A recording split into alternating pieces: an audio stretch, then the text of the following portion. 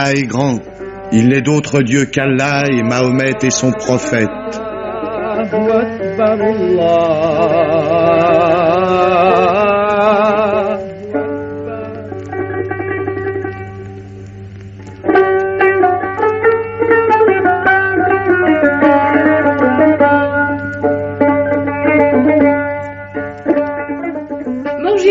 Je suis là, maîtresse. Où as-tu mis les mesures? Quelles mesures? Tu sais, ces espèces de boîtes dont on se sert pour connaître la quantité des choses. Elles sont devant vous, maîtresse, les voici.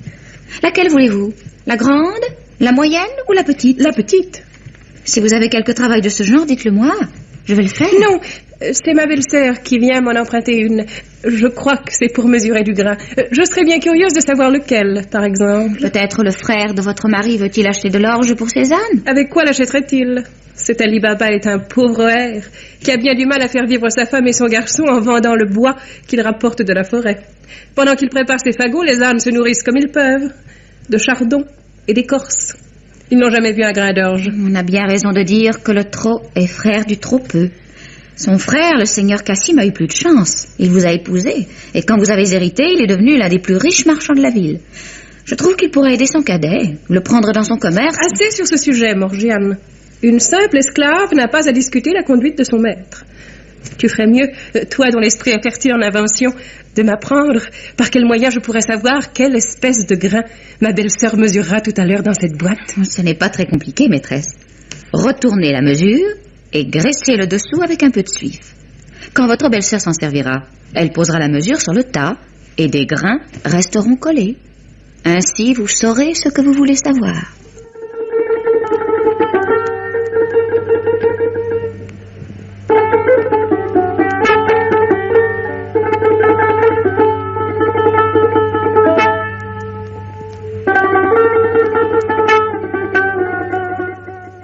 Ali Baba, vous êtes bien réservé dans vos affaires. Que voulez-vous dire, mon frère? Vous faites le gueux et vous manipulez l'or à pleine mesure. Moi?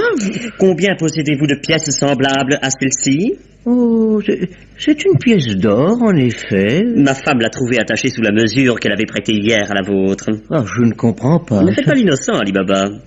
Vous avez rapporté un chargement d'or sur vos 3 ânes et vous avez voulu vous rendre compte de l'importance de votre fortune. Oh, une fortune. C'est tort. L'auriez-vous volé? Oh, vous savez bien que j'en suis incapable. Alors, vous l'avez trouvé.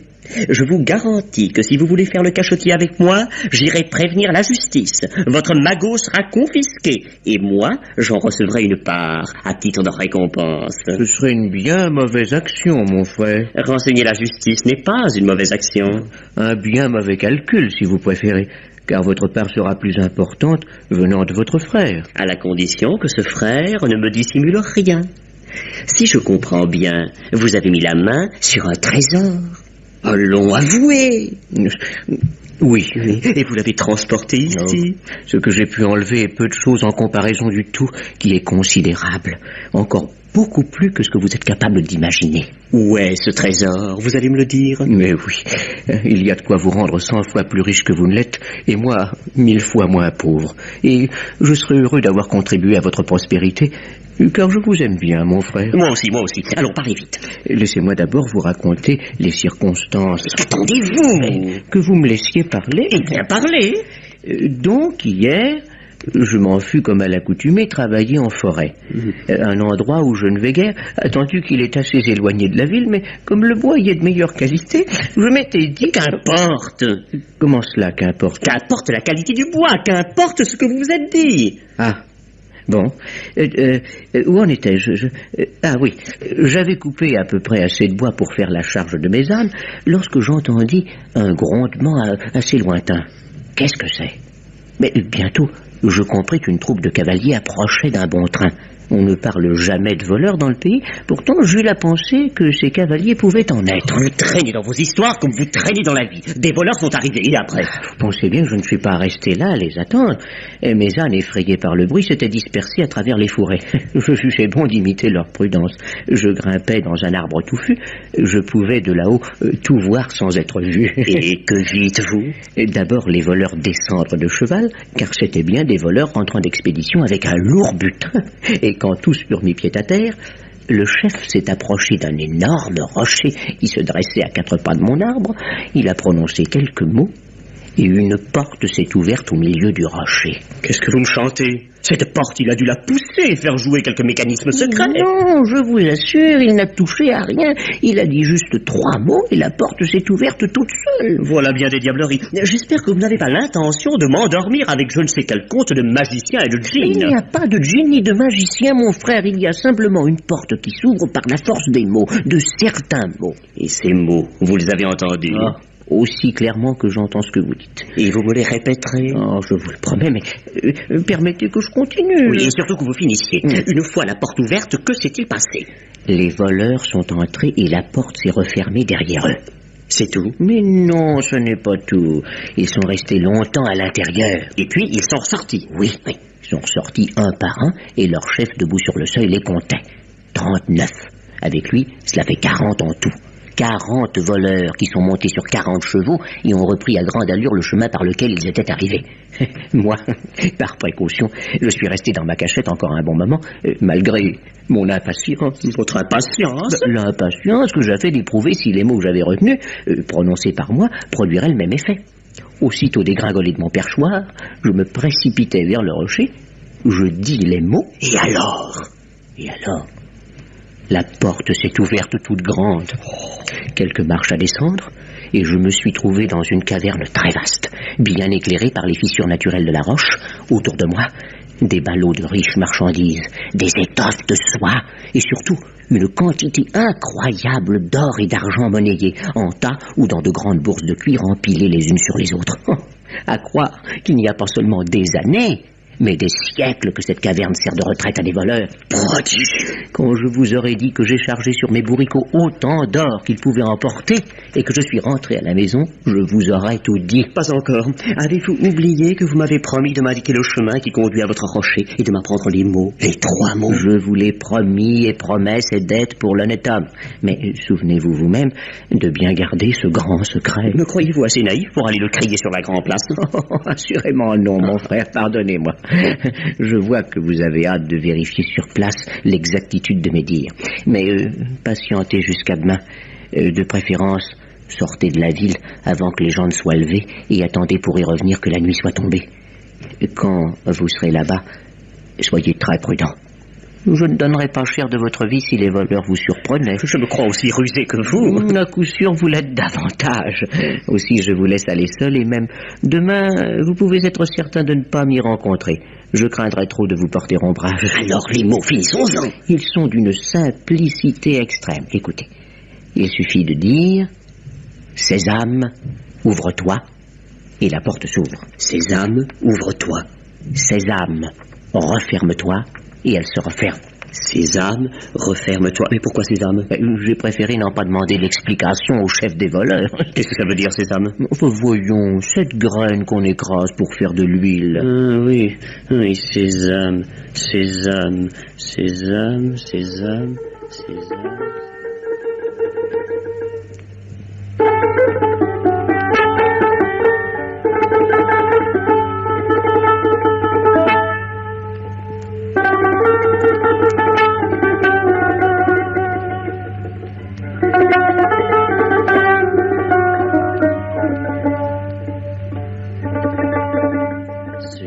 d'Ali Baba ne m'avait pas menti. Toutes les richesses du monde sont réunies ici. Approchons ces sacs de la porte. Il ne me faudra pas très longtemps pour charger mes 10 mulets. 10 mulets. Il m'en faudrait 500 pour tout emporter. Mais je reviendrai demain. Je reviendrai tous les jours. Ali Baba a bien assez avec ce qu'il a déjà pris. C'est un très petit personnage. La brindille est tout juste la denrée qu'il lui faut. Mais l'or, il faut que j'achète d'autres mulets. Par là, je construirai un palais au milieu de grands jardins. J'aurai des écuries remplies des plus beaux chevaux et de jolis esclaves qui danseront pour la joie de mes yeux. Ouf, comme ces sacs sont lourds. Mais comme il me prépare un avenir léger. Voilà, tout est devant la porte.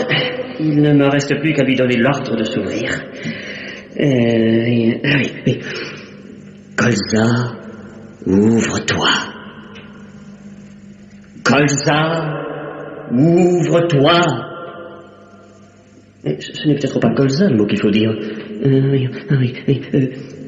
Olive, ouvre-toi. Oh, Olive non plus. Pistache, ouvre-toi. Mais Pistache, voyons. Il m'a pourtant bien dit une graine qu'on écrase pour faire de l'huile. Oh, que je suis sot. C'est la mode. Essayons la mode. Amande, ouvre-toi. Toujours rien. Une graine qu'on écrase. Œillette, ouvre-toi. Mais allons, Œillette, ma jolie Œillette, ouvre-toi donc. Ricin, alors. Ricin, vas-tu t'ouvrir?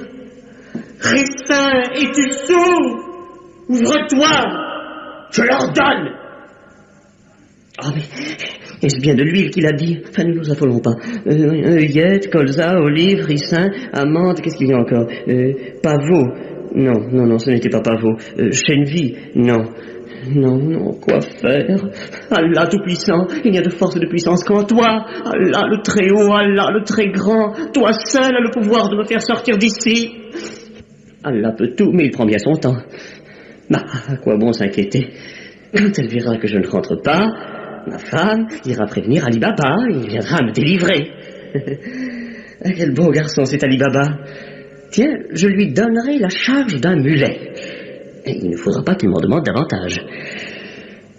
Oh, quand les soucis se multiplient et s'entassent, le mieux est de se coucher dessus et de dormir. Dormons.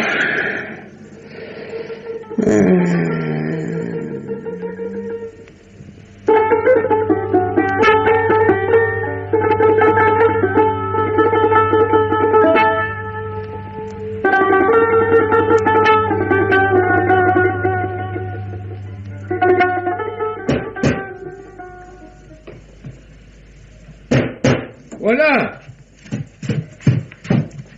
Qui frappe à ma porte? C'est moi, Zobaïd, votre belle-sœur. Oh, vous, à une heure aussi matinale? Entrez. Que se passe-t-il? Ali Baba, je suis mortellement inquiète. Vous n'ignorez pas, je pense, que Cassim, votre frère, devait aller à la forêt. Et pour quel sujet? Oh, il ne m'avait pas affirmé qu'il irait, mais je m'en doutais. Je le sais ferme dans ses décisions et fort prompt. Il avait pris avec lui 10 mulets portant de grands coffres pour rapporter ce que vous savez. Ah, 10 mulets. C'est un homme méthodique. Il est parti hier matin, avant le lever du soleil. Un jour entier, presque une nuit se sont écoulés et il n'a pas reparu. Oh, il aura été retardé. Ne vous alarmez pas avant de savoir. Je suis sûre qu'il lui est arrivé malheur. Oh, vous avez bien fait de venir. Je pars immédiatement pour la forêt avec mes ânes. Mais soyez patiente. J'attendrai la nuit prochaine pour rentrer dans la ville afin de ne rencontrer personne. Aussitôt de retour, j'irai vous voir et je vous ramènerai un époux en bonne santé avec 10 mulets convenablement lestés. Ayez confiance, petite belle-sœur. Allah peut tout.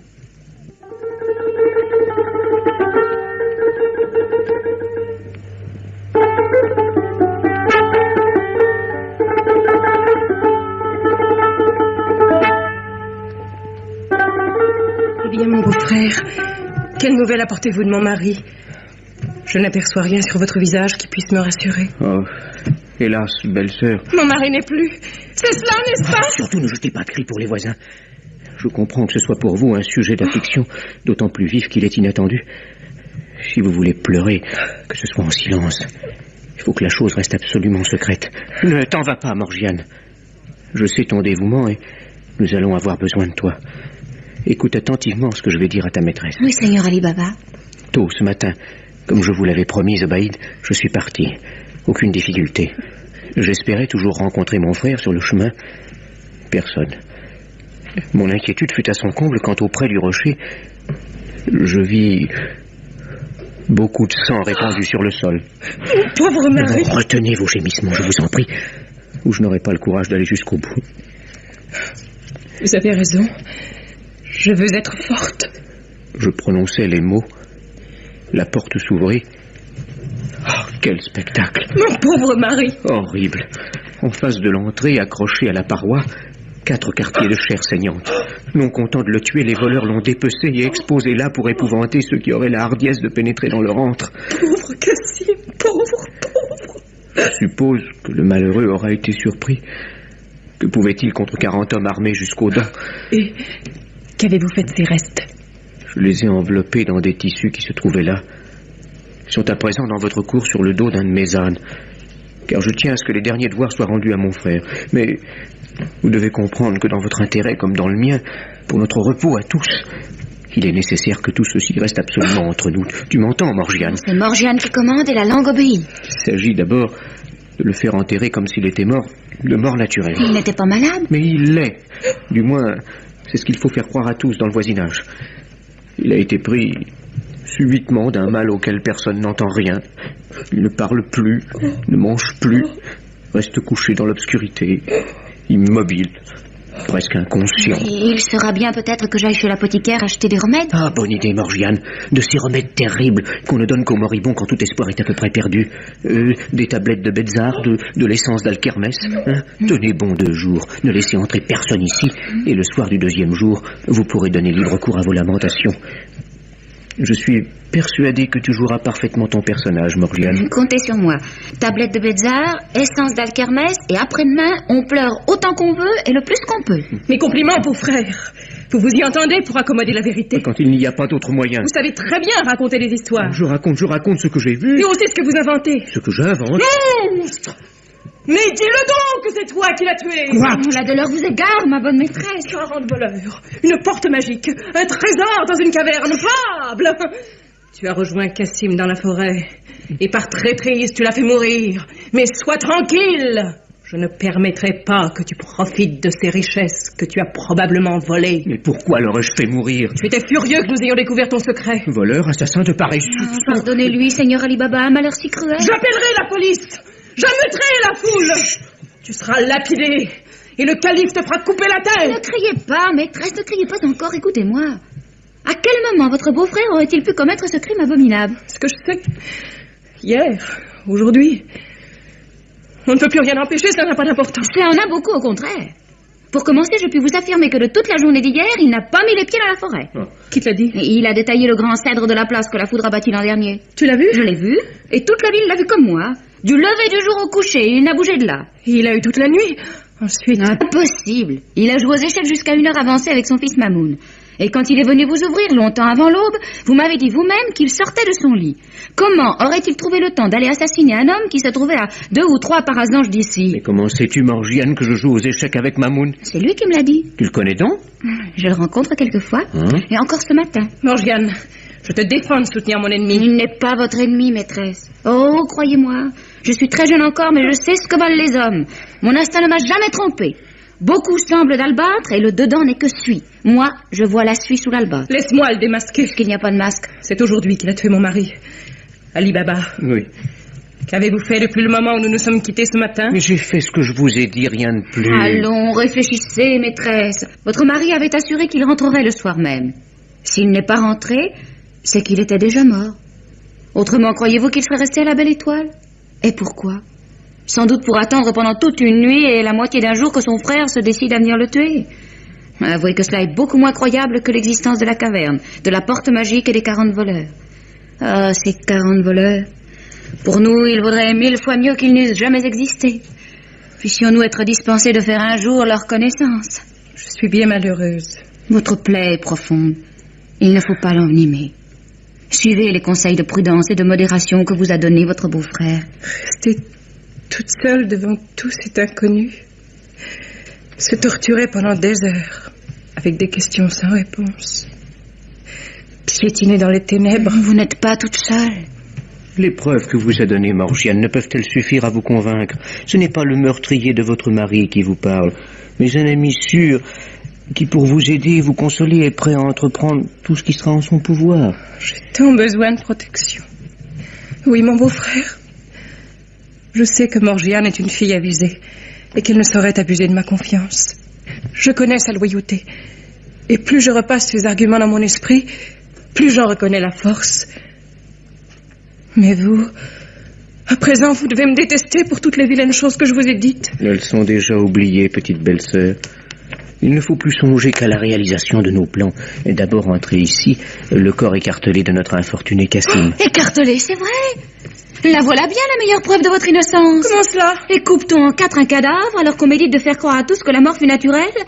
Ah, nous ne sommes pas au bout de nos peines, bonnes gens. Et lorsque ceux de la mosquée viendront pour laver le corps et le mettre en bière, je ne vois pas très bien ce que nous leur dirons pour expliquer cette maladie extraordinaire qui met un homme en morceaux. Ah oui, Morgiane, il faudrait... Ah, il faudra.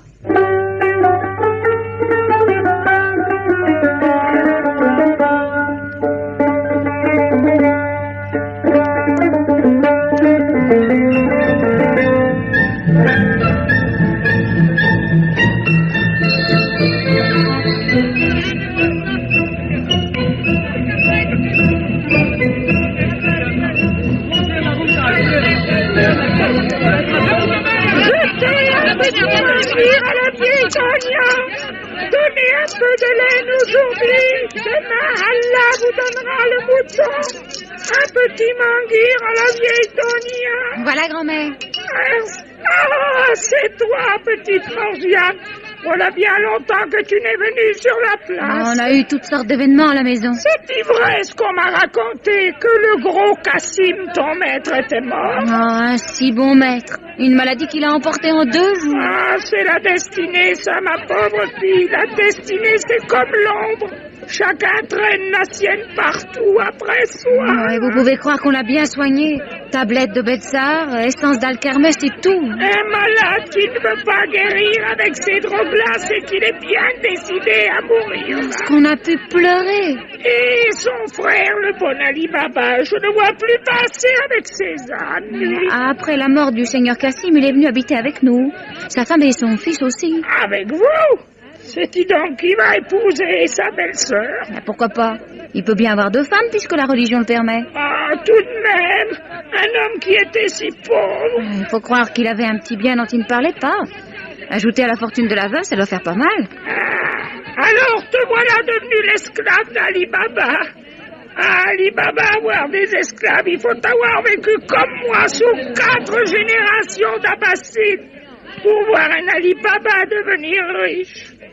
Et la boutique de Cassim, qu'est-ce qu'il va en faire? C'est le fils du seigneur Ali Baba qui la reprend. Le petit Mamoun, qui faisait son apprentissage chez un marchand de la ville haute. C'est un jeune homme à présent.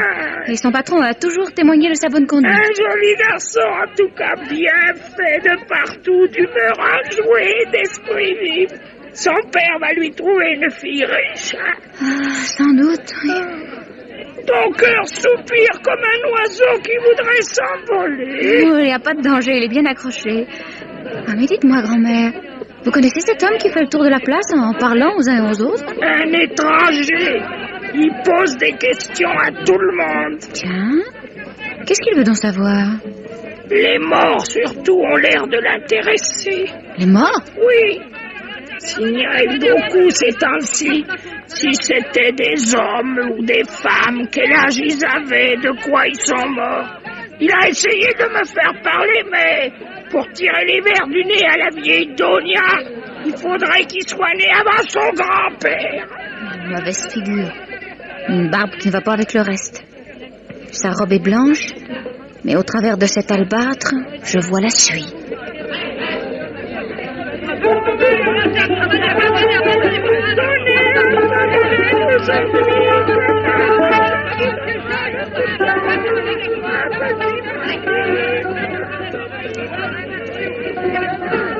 Qu'Allah te garde sous sa protection, ma belle enfant. Je veux bien faire la même prière en votre faveur, seigneur étranger, mais je doute que le Tout-Puissant consente à m'exaucer. Ah, toi qui as la langue si alerte, raconte-moi donc un peu ce qui se passe dans cette ville. C'est pas la vôtre. Je me demande en quoi nos affaires peuvent vous intéresser. Je voyage pour m'instruire. Et regardez les pierres, les arbres, les maisons et le ciel, si ça vous fait plaisir. Mais n'essayez pas de déchiffrer l'intérieur des habitants. Vous n'y trouverez jamais rien de bon pour vous. Il n'est pas interdit d'observer leurs mœurs, de chercher à savoir comment ils vivent. Et comment ils meurent, peut-être. Et comment ils meurent aussi. Mais, puisque tu parles de mourir, N'as-tu pas entendu dire ces temps-ci qu'un homme était mort de façon étrange? Un homme? Oui. Plutôt 100, plutôt 1000 et autant de femmes. La mort est toujours étrange. On respire, on meurt, on aime, et puis tout d'un coup, plus rien.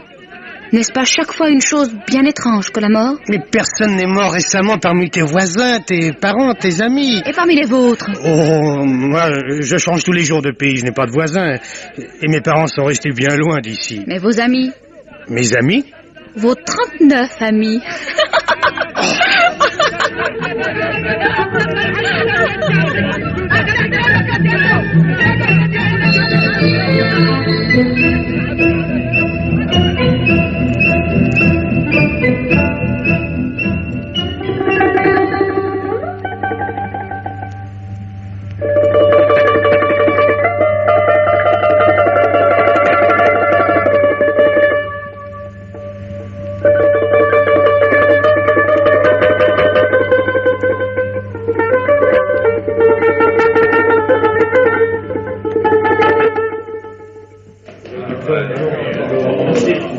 Chef des 40 voleurs, notre capitaine, je vous ai fait un rapport fidèle de ce qui s'est passé.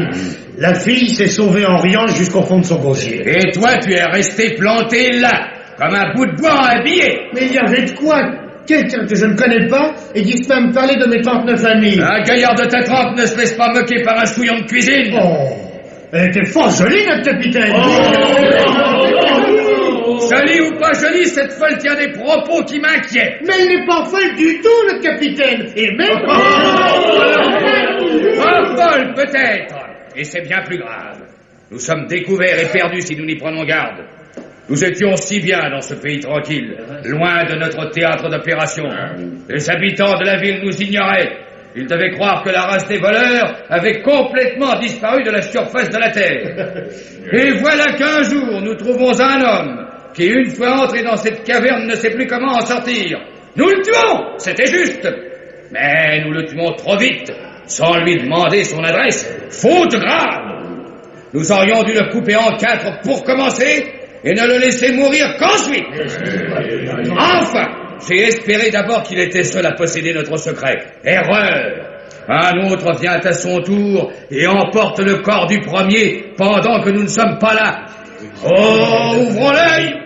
Si cela continue, nous aurons bientôt autant de visiteurs que la grande mosquée de Bagdad le jour de Bayram. Aujourd'hui, j'envoie ce grand inutile au renseignement. Il se pavane dans le marché de la ville. Demande à tous les gens qu'il rencontre s'ils n'ont pas vu 4 morceaux d'hommes qui se promenaient sur la grande place en plein midi et finit par se faire jobarder par une petite guenon ridicule. La plus jolie fille que j'ai jamais regardée, notre capitaine. Les sots comme toi ne savent pas retenir leur salive. Bon, je m'y suis mal pris, d'accord. J'aurais dû vous la porter ici, cette fille. Vous l'auriez fait parler, mais vous m'aviez tellement recommandé de ne rien tenter qui pût nous découvrir que j'ai pas osé enlever la fille devant tout le monde qui était là. Il fallait la suivre de loin. Remarquez la maison où elle entrait. Quand on connaît le gîte, le lièvre est bientôt pris. J'ai bien essayé de la suivre, notre capitaine, mais elle s'est perdue dans un dédale de petites rues tortueuses. Alors, je veux bien retourner là-bas si vous m'en donnez l'ordre. Non! Chien forcé ne vaut plus rien pour la chasse. Un autre ira. Quant à toi... Oh non! Non! Non! Non! Non!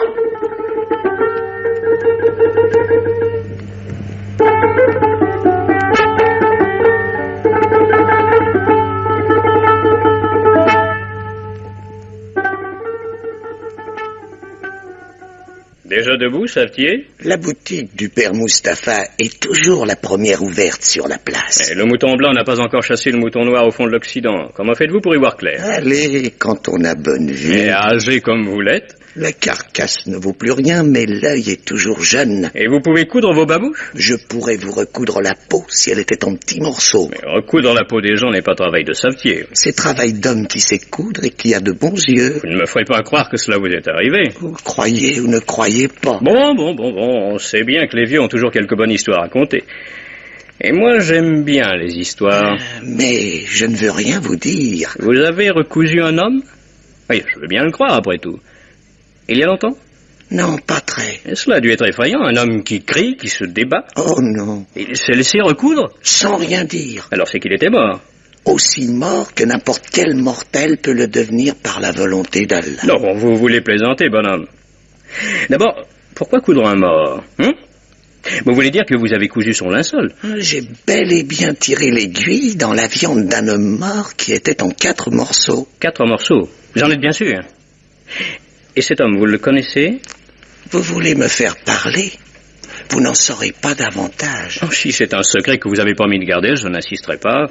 Vous perdriez votre temps. Oh, remarquez, comme je suis étranger à votre ville, et que je n'y connais personne, vous n'auriez aucune indiscrétion à craindre. C'est bien ce que je me disais. Supposons que je vous donne ceci.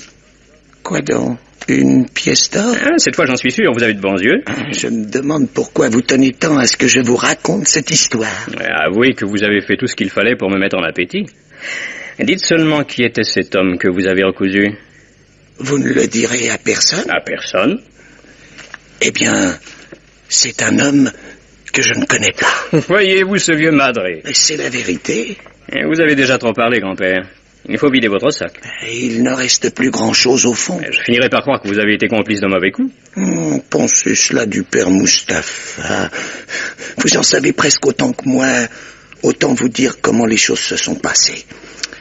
Il y a quelque temps de cela, un matin comme ce matin, je venais d'ouvrir. Je vois entrer une jeune esclave et elle me donne le bonjour et me met une pièce d'or dans la main. Je commence à comprendre pourquoi vous vous levez si tôt. Père Mustapha, me dit-elle, prenez tout ce qui vous est nécessaire pour coudre et venez avec moi promptement. Oh, pas si vite, que je réponds. Mustapha ne fait jamais rien contre sa conscience et contre son honneur. Je veux bien aller avec vous, mais seulement à cette condition. Ou bien, je préfère vous rendre la pièce. Bien répondu. L'esclave me glisse une autre pièce d'or. Cela donne à réfléchir. C'est ce que j'ai fait. Je suis arrivé à cette conclusion qu'il est 2 fois plus difficile de refuser 2 pièces d'or qu'une seule. Et si j'imitais l'esclave? En quoi faisant? En vous glissant une 2e pièce d'or. Vous me forceriez à réfléchir encore et c'est besogne bien fatigante pour une vieille tête comme la mienne. Puisque la conclusion est trouvée, pourquoi ne pas la faire resservir? Je ne vous ai pas encore dit que mon travail terminé et j'en reçus une 3e. Je me sens tout disposé à accomplir le même geste quand nous serons au terme de la promenade que je me propose de faire en votre compagnie. Car vous allez me montrer l'endroit où l'esclave vous a conduit. Je le voudrais que je ne le pourrais pas. Allons, grand-père. Cette affaire-ci est bien plus avantageuse que la première, puisque vous n'allez avoir que vos jambes à faire travailler. Encore faudrait-il que je sache les faire travailler dans la bonne direction. En sortant d'ici, l'esclave m'a bandé les yeux et je me suis laissé conduire par la main comme un aveugle. C'est seulement dans la chambre où se trouvait le cadavre qu'elle m'a rendu la vue. Avant que je reparte, elle a pris la même précaution et le retour s'est effectué exactement comme l'aller. On peut tout de même essayer. Essayer quoi? Et comme toute peine mérite récompense, voici la 2e pièce d'or. Mettez-la dans votre bourse. Mais si. Et maintenant, venez à la porte. Je vais vous bander les yeux, moi aussi.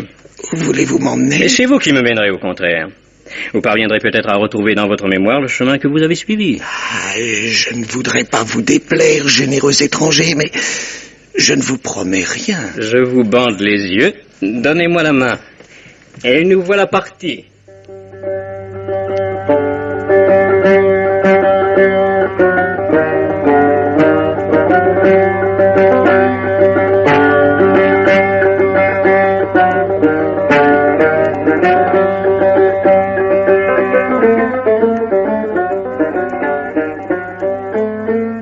Voici exactement, notre capitaine, l'endroit où le bonhomme s'est arrêté. Cette maison serait celle de l'homme décousu et recousu? Oui, celle-ci et pas une autre. Comment le sais-tu?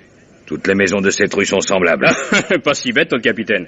Avant d'ôter le bandeau du vieux Mustapha, j'ai fait sur la porte une marque avec un morceau de craie que j'avais ramassé en chemin. T'as regardé? Oui, en effet, elle est assez visible. Tu as pensé à tout. Tu as montré beaucoup d'habileté. Je proposerai à nos camarades de t'attribuer une part supplémentaire lors de notre prochain partage. Mais ne restons pas ici, nous finirions par nous rendre suspects. Poursuivons notre chemin. Oui, notre capitaine. Je vais rassembler toute la bande et nous entrerons cette nuit par surprise. Tiens. Quoi? Sur cette porte. La marque, à la craie. Oh, ça là! La même que celle que tu m'as montrée là-bas. La même. Viens. Continuons. Ça, par exemple. Et ici. Encore? Sur la porte en face. Sur sa voisine. Je n'y comprends rien. Parmi toutes ces portes qui se ressemblent et sont toutes marquées de la même façon, laquelle est la bonne? Es-tu capable de le dire? Je crois que c'est celle que nous venons de dépasser. Ou celle qui suit? Ou celle qui suit. Oui, c'est celle qui suit. C'est celle qui suit, oui. Est-ce que tu te moques de moi? Non, notre capitaine. Tu avais bu ce matin un peu trop de Fika, n'est-ce pas? Je vous assure, notre capitaine, que je n'ai fait qu'une marque. Il faut que quelqu'un soit passé derrière moi. Il faut surtout que tu sois bien stupide pour tracer au beau milieu d'une porte une marque aussi voyante. Oui, c'est ça, je suis complètement stupide.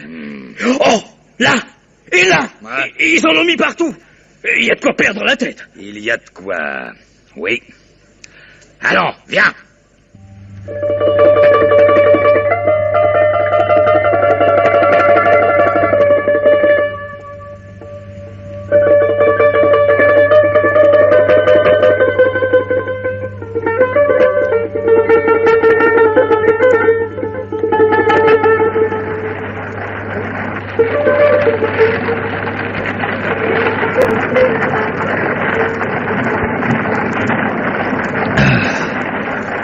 Il y a de quoi crever là-dedans. Ah tiens, vieux Hassan, tu as la même idée que moi? Tu passes le nez aussi pour respirer un brin? Ça va, Ganim? Oh, plutôt mal.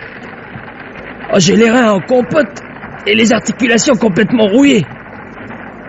Avec ça, cette chiette de poignée de sable qui m'entre dans l'estomac. Alors, de quoi avons-nous l'air tous deux accrochés de chaque côté de ce mulet? Des gens de cheval qui voyagent à croupeton dans des pots à huile. Quelle misère. Heureusement que notre capitaine marche en avant. Si jamais il se retourne, il va sûrement nous faire rentrer la tête dans nos pots. Nous ne sommes pas les seuls. Si les autres mulets font comme nous. Tu crois que c'est encore loin, la ville? Je sais pas. Je suis jamais allé. Ah, c'est un vrai Cyrus, notre capitaine, hein? T'as vu? Les autres, ils sont jamais arrivés à trouver la fameuse maison. Et lui, du premier coup, il réussit. Ah, tout de même, il y a une chose que je comprends pas très bien. T'as la tête pleine d'eau. Ben pourquoi qu'il nous a fourrés tous dans des pots à huile pour aller à la ville? Il nous l'a expliqué. Ben j'ai rien compris du tout. Tu devrais agrandir ton turban, ça t'élargirait les idées. Faudra que j'essaie. Pour pas que les gens se méfient. Notre capitaine s'est déguisé en marchand. Un marchand comme il y en a qui vont dans les villes pour vendre de l'huile. Il conduit 19 mulets bâtés qui marchent à la queue leu-leu. Accrochés à chaque bas, 2 grosses jarres et dans les jarres, 37 empotés. Nous. La 38e jarre contient vraiment de l'huile. Comme ça, si on lui demande d'avoir la qualité, tu comprends? Mais quand on sera sur le marché, les gens s'apercevront bien qu'on n'est pas de l'huile. Tu as la caboche plus dure que nos peaux. Le marché a lieu demain. Et d'ici demain, il y a une nuit à passer. Il fera presque nuit quand nous entrerons en ville. Alors, notre capitaine ira demander asile au maître de la fameuse maison, comme tu dis. Mais pourquoi? Je suis sûr que le mulet qui nous porte a compris. Quand tout le monde dormira dans la fameuse maison, abruti sans malice, nous serons les maîtres. Nous châtirons comme il se doit ce voleur de voleurs qui en veut à nos richesses. Naturellement, nous lui ferons avouer d'abord où il a caché ce qu'il a déjà pris. Ensuite, pour l'agrément, pareil qu'il y a 2 épouses encore pas mal et une petite esclave qui est belle comme tout. Bloquez-vous, on approche. Bloquez-vous, on approche, c'est passé. Bloquez-vous, on approche, c'est passé. Bloquez-vous, on approche, c'est passé.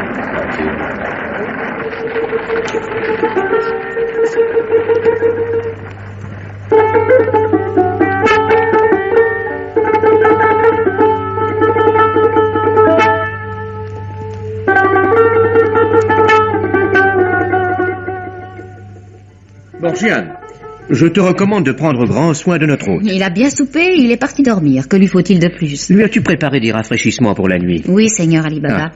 Mais je vous trouve peu sage d'accueillir chez vous un traîneur de route que vous ne connaissez pas. Oh, un honnête marchand d'huile qui n'avait pas trouvé de place à l'auberge. Quand on a des intentions pures, on dort tranquillement en plein champ. Vous ne pouvez pas le laisser coucher dehors. Oh, en plus, c'est plutôt votre maison de vrais cailloux que de faux bonshommes. Tu es trop méfiante. J'ai peut-être quelques raisons de l'être. Lesquelles? Je vous le dirai quand il sera temps. Pour le moment, j'ouvre l'œil. Seigneur Ali Baba, vous êtes trop bon. Non. Ceux qui sont doux comme le sucre se font manger. Et ceux qui sont amers comme la colocate, on les rejette. Bon, le chamelier a ses idées, le chameau a les siennes. Moi, je vous dis que cet homme a des allures louches. Tout à l'heure, je l'observais, il était dans la cour, près des jarres d'huile qu'il a déchargées de ses mulets, et savez-vous ce qu'il faisait? Comment le saurais-je? Il leur parlait. Est-ce qu'on parle à des jarres d'huile? J'étais trop loin pour entendre ce qu'il disait, mais je suis bien sûr qu'il parlait. Oh, sans doute demandait-il au Tout-Puissant de l'aider dans le succès de sa vente de demain. L'homme dépend de l'homme et tout dépend d'Allah, tu le sais bien. Qu'il nous protège, mon bon maître. Écoute, Morgiane, je t'avertis que je vais au bain demain avant le jour. Alors prépare mon linge et donne-le à Abdallah qui doit m'accompagner. Si vous allez au bain, je vais mettre sur le feu un bon bouillon que vous prendrez en rentrant pour vous rétablir le corps. L'idée est excellente, Morgiane. Mais ne t'attarde pas trop ce soir. Tu dois avoir besoin de sommeil, toi aussi. Qu'Allah te donne de beaux rêves.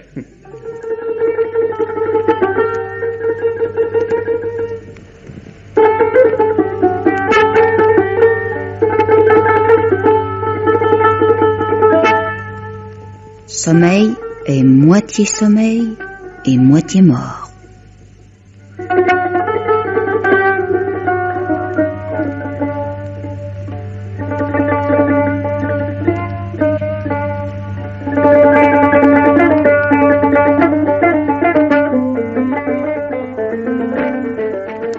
Comment se fait-il, Morgiane? Toutes les jarres d'huile sont encore alignées le long du mur. Le marchand ne les a donc pas chargées sur ses mulets pour aller les vendre? Mon bon maître, Allah vous conserve, vous et toute votre maison. De la belle huile, vous pouvez le dire. Ah. Venez voir.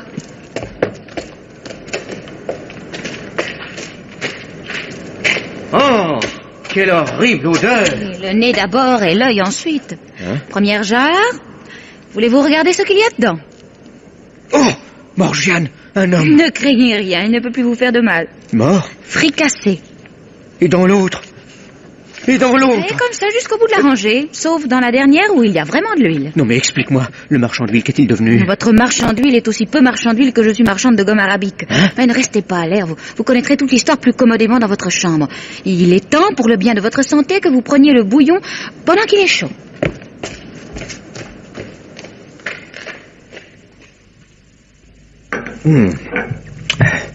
Est-il comme vous l'aimez? Assez salé, bien épicé? Il est parfait, mais je t'en prie, raconte. Hier soir, Seigneur Ali Baba, il y avait peu de temps que vous vous étiez retiré, quand subitement ma lampe s'éteint. Plus une goutte d'huile dedans, pas d'avantage dans ma cruche et pas un bout de chandelle nulle part. Et il fallait encore que j'écume votre pot au feu. Comment faire?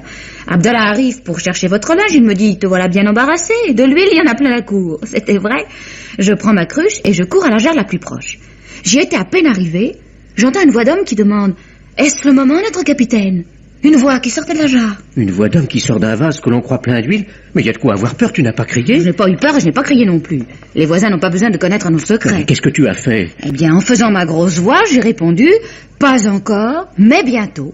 Ensuite, comme je passais devant les autres, d'autres voix se sont élevées. On sort, notre capitaine? Je commence à avoir des crampes. Il y en avait un qui répétait tout le temps, cette chienne de poignée de sable qui me rentre dans l'estomac. Et à chacun, tu répondais? Il fallait bien. C'est seulement dans la dernière jarre que j'ai trouvé de l'huile et que j'ai pu faire ma provision. Et alors, il m'est venu une idée.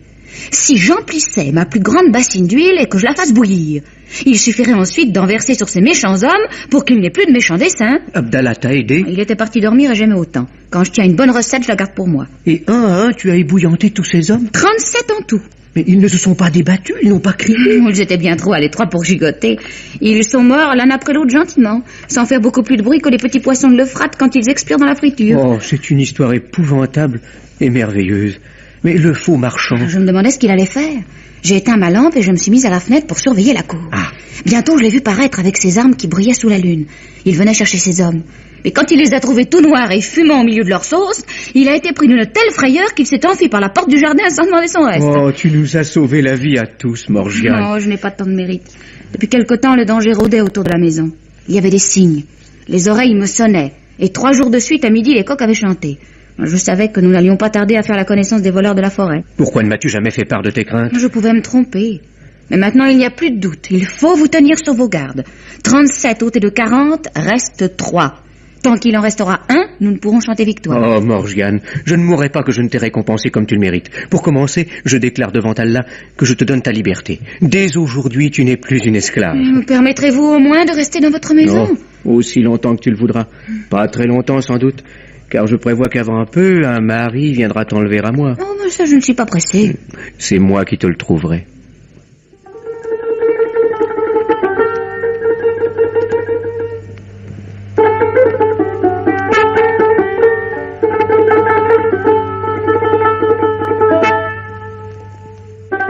Mamoun, mon fils, êtes-vous satisfait de vos affaires? Oh, très satisfait, Seigneur Ali Baba.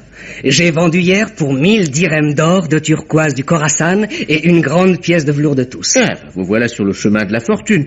Mais dans une bonne maison, il faut une bonne épouse. N'en parlons pas encore, mon père. Monsieur, je vais m'occuper de vous marier dignement. Si j'osais vous confier, mon père... Eh bien, osez. Non. Non, ce n'est qu'un rêve tout à fait ridicule. Oh, non. Oh, mon père, j'ai oublié de vous dire, j'ai un nouveau voisin, un marchand qui a pris à louage la boutique vis-à-vis de la mienne. C'est un bon musulman qui fait chaque jour ses 5 ablutions et ses 5 prières, ne rit jamais sans motif et jamais ne bâille sans cacher sa bouche derrière sa main gauche. Eh ben, cela prouve une éducation raffinée. Lui avez-vous parlé? Le lendemain de son installation, il est venu chez moi pour me faire civilité et me remettre de beaux présents. Depuis, il m'a prié à sa table à plusieurs reprises. La fréquentation d'un homme d'expérience ne peut vous être que profitable. Vous apprendrez auprès de lui à mieux connaître les usages du monde. Hélas, mon père, je ne voudrais pas être en reste. Vous le savez, je suis logé trop petitement pour recevoir et je voudrais bien lui rendre ses invitations. Invitez-le ici, vendredi par exemple, qui est le jour où les marchands tiennent leur boutique fermée. Morgiane préparera quelques-uns de ses ragoûts et je lui ferai déguster quelques flacons de mon casse-bine et de mon vieux Kiraz. Comment s'appelle-t-il votre nouvel ami? Kodja Hussein.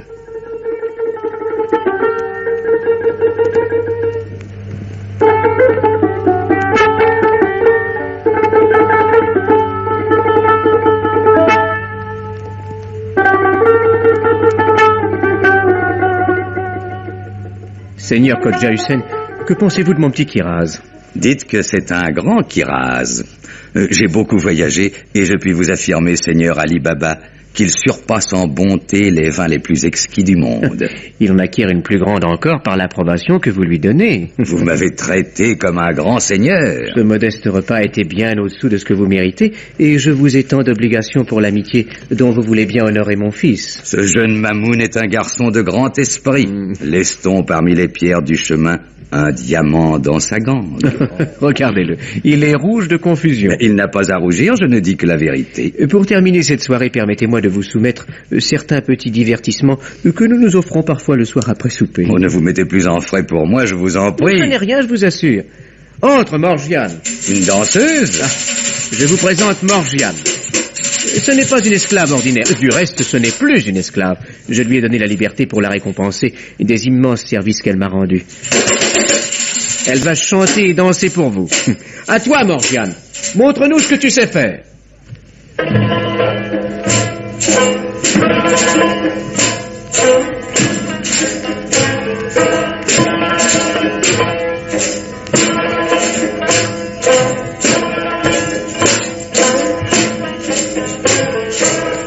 Quelle souplesse, quelle légèreté.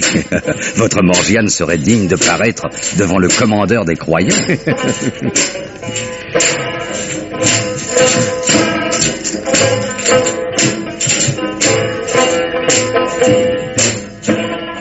La danse du poignard.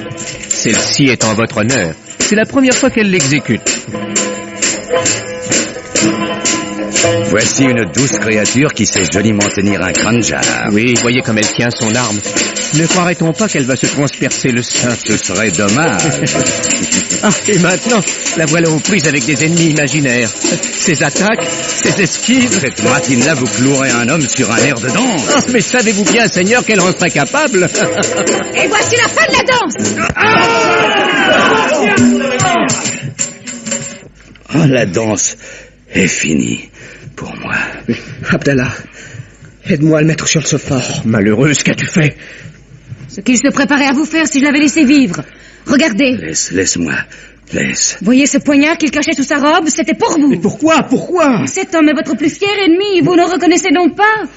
Oh, le marchand d'huile. Le capitaine des voleurs? Oui, c'est moi. Ah, puisque je vais mourir, je n'ai plus rien à vous cacher. J'étais venu pour tuer ce juste. C'est vrai. Mais le coup est manqué. La guerre est finie entre nous. Avant de partir, je voudrais savoir... Oh, ce poignard comme un feu installé dans ma chair. Non, ne l'enlevez pas. Je serai mort tout de suite. Avant, je veux savoir. Que veux-tu savoir? Lequel d'entre vous a ébouillanté mes hommes? Faut-il lui dire, Morgiane? C'est moi. Oui, c'est bien une idée de femme. L'esclave du marché, c'était toi. La main qui brouilla les marques, c'était la tienne. Moi et ma propre main. Mes braves compagnons, tous morts, jamais vaincus par les hommes. Une jeune fille a suffi. Tous morts? Non, je sais compter, voleur. Il en reste encore 2 et tu vas me dire où ils sont. Morts aussi. Par Allah. Les 2 balourds que tu avais bernés, je leur ai fait sauter la tête avec mon sabre. Des têtes sans présence d'esprit doivent être coupées. Ce n'est pas le cas de la tienne. Tu es une fille de grand courage, Morgiane. Tu es belle. Tu es ma dernière image. Et je n'ai pas à me plaindre. Malheureux celui qui sort du jardin de la vie sans pouvoir emporter la moindre fleur dans le pan de sa robe. J'ai la mienne.